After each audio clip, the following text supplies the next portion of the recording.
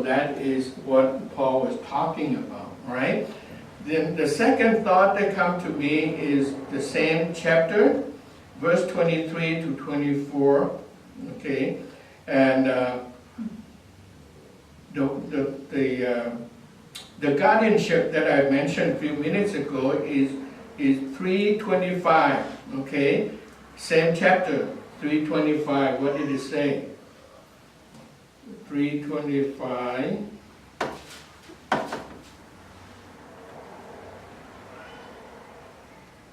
All right, so that now that faith has come, we are no longer under the supervision of the law. So that's very clear. So that before that, the law is our guardians. Do this, don't do that. Okay? You do this, you get this. You do that, you get that. So that is the period of under the supervision of the guardians. So when the faith comes, the Son comes, Jesus Christ comes, then the guardianship being what? Finished. All the no more power, no more responsibility. It stopped. Okay, so that's what Paul was talking. So the supervision is no longer. We are no longer in that. In other words, when we are in America's law system, you are minor up to you are 18. You're still in the care of your parents or guardians. But when you become 18, they consider you legally be responsible of yourself. You're free. But at the same time, you have to be responsible of your own life. Free to be free, to do good and do bad. But do bad, you got punished.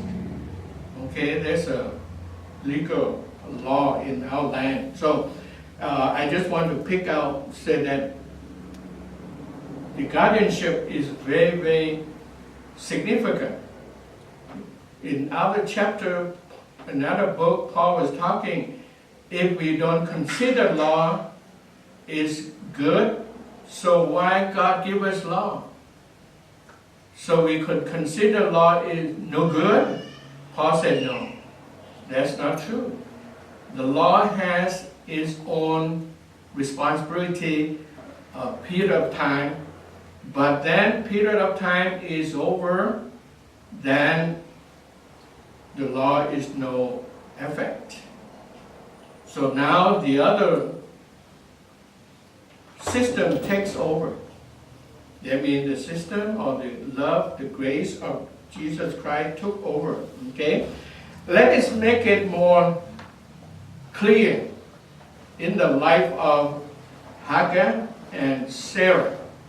Okay, in chapter 4, the same book, different chapter, chapter 4, 21 to 30.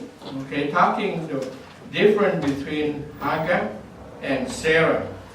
We know that Abraham and Sarah did not have children for up to, he was almost like 99 years old, 90 years old, something like that.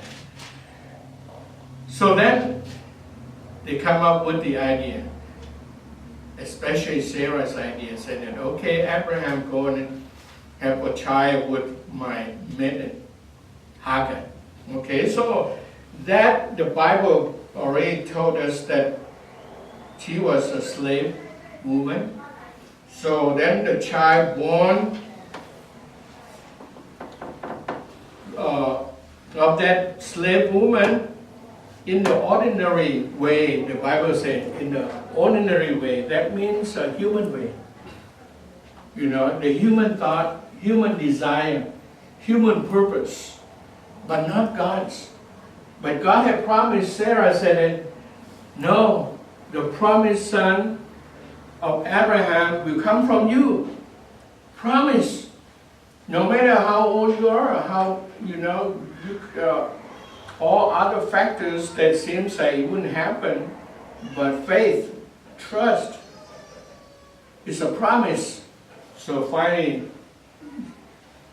Isaac was born out of free woman, and he was born out of the result of promise from God. So then, these two women represent two covenants. Okay, one from Mount Sinai, bear children who are to be slaves under laws. Because God gave the laws to Moses from Mount Sinai. Okay, so we can see very clearly that two women represent two covenants. And the other one from Jerusalem is freed by the promise. Chapter 4:26. So that you see the two covenants. One is the laws. One is the grace. For that reason, the book of John chapter 1 said that, John chapter 1,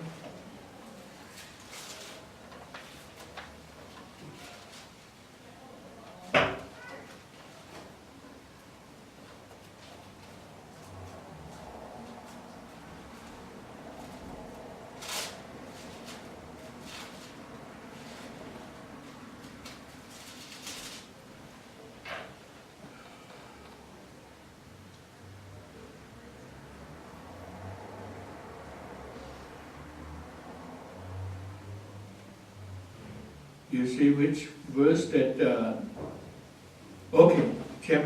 verse 17. For the law was given through Moses. Grace and truth came through Jesus Christ. No one has ever seen God. Okay, this 17, okay? Part of 17. Law come from Moses. Moses being given the law and then to give it to the people of Israel. But Jesus came, He brought the grace of God come to this world. So now our interpretation and that we have to live these two different covenants through our life and every day.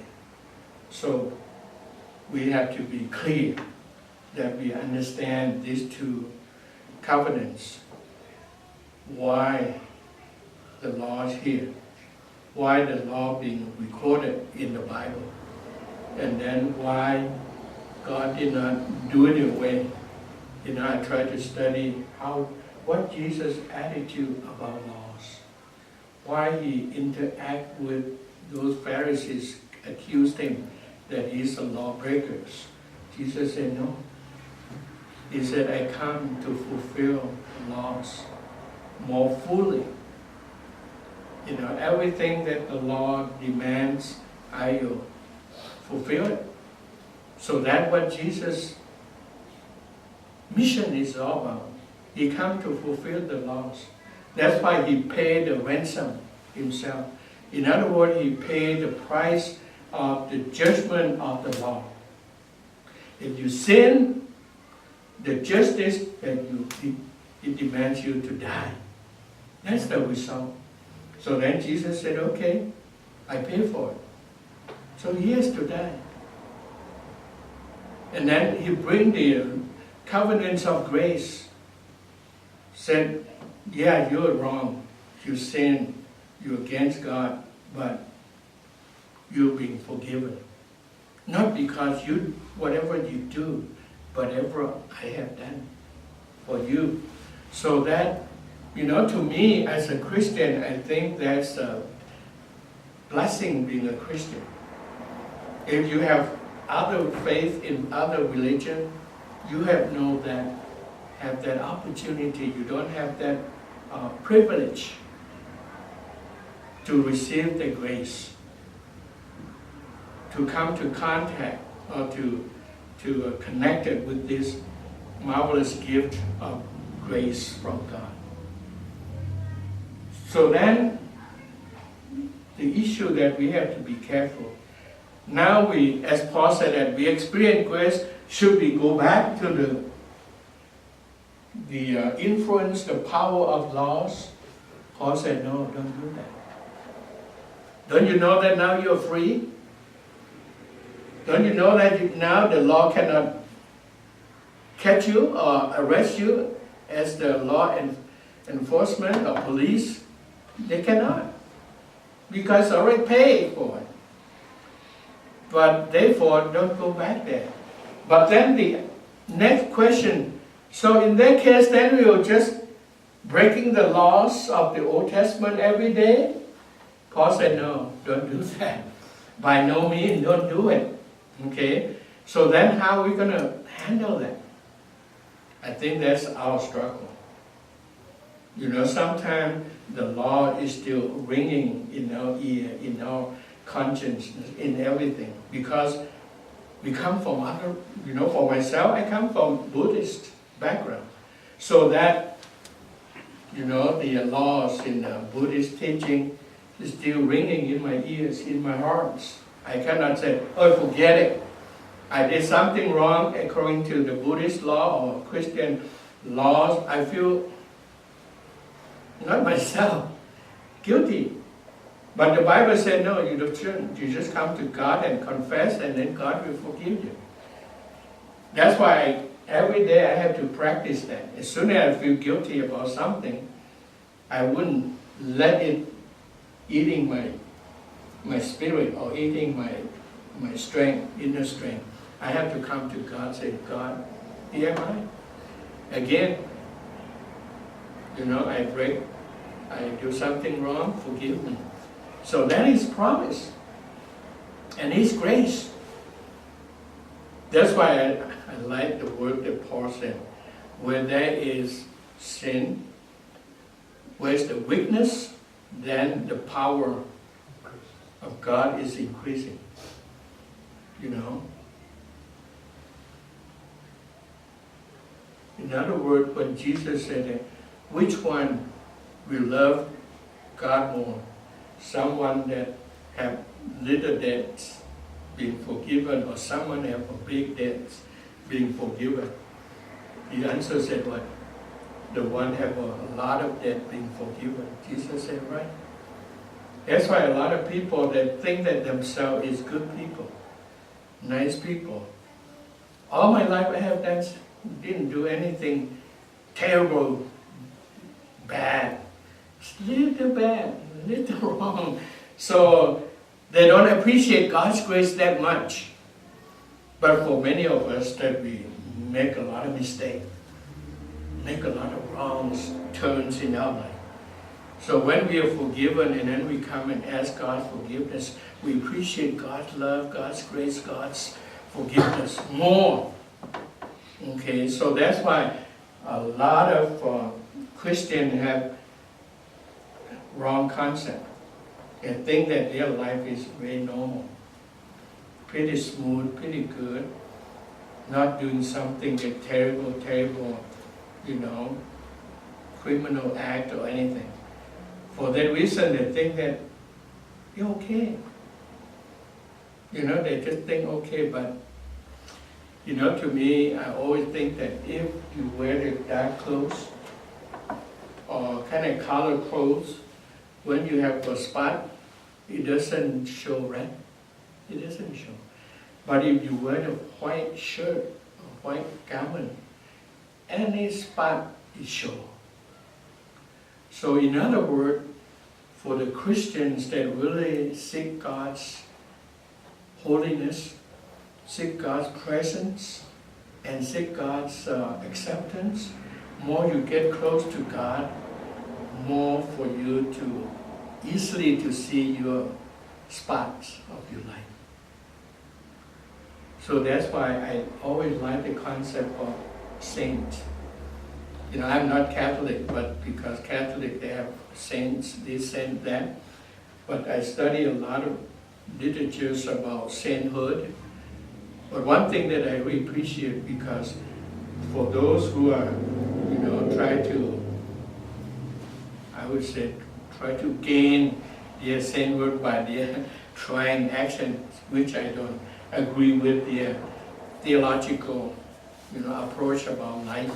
But somehow, their sainthood, their life is very, very careful. Every little sin or every little wrongdoing, they realize that they have to ask forgiveness right away and everything.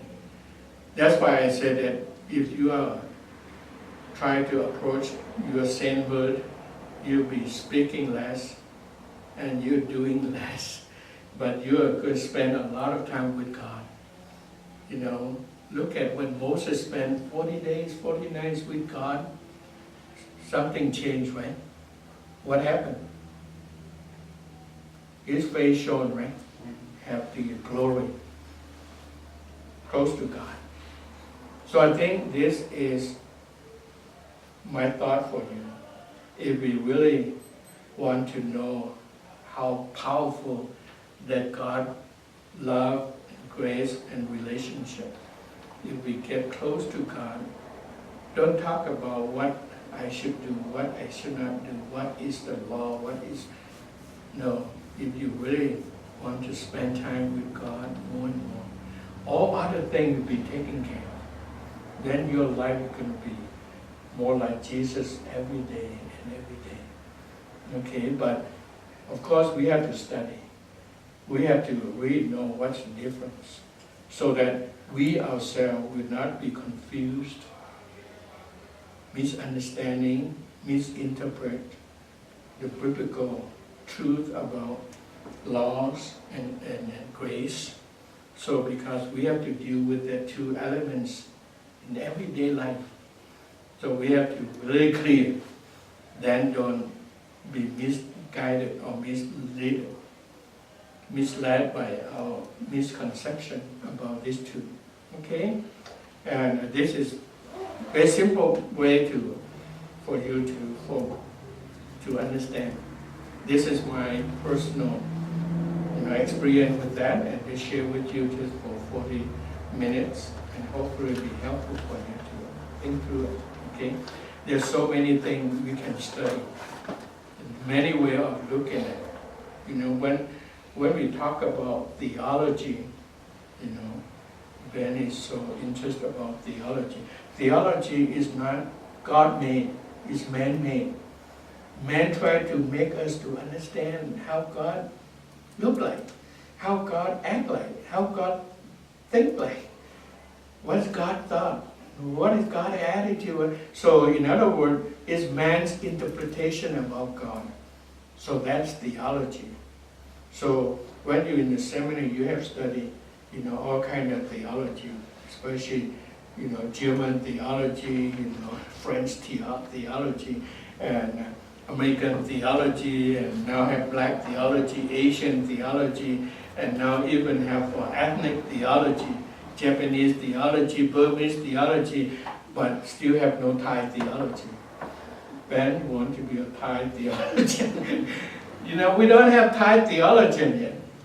You know, one Japanese theologian went to Thailand about, I would say 40, 50 years ago.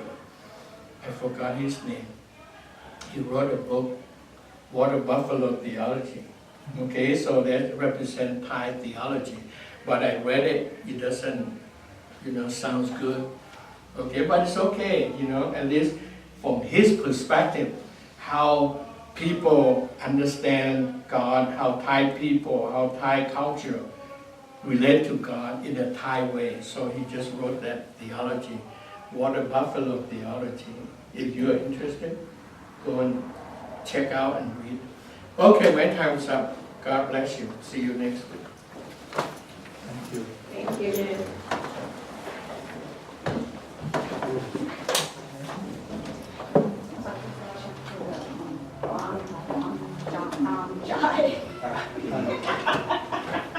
Good. I know what to say. You know what I mean? I know what to say.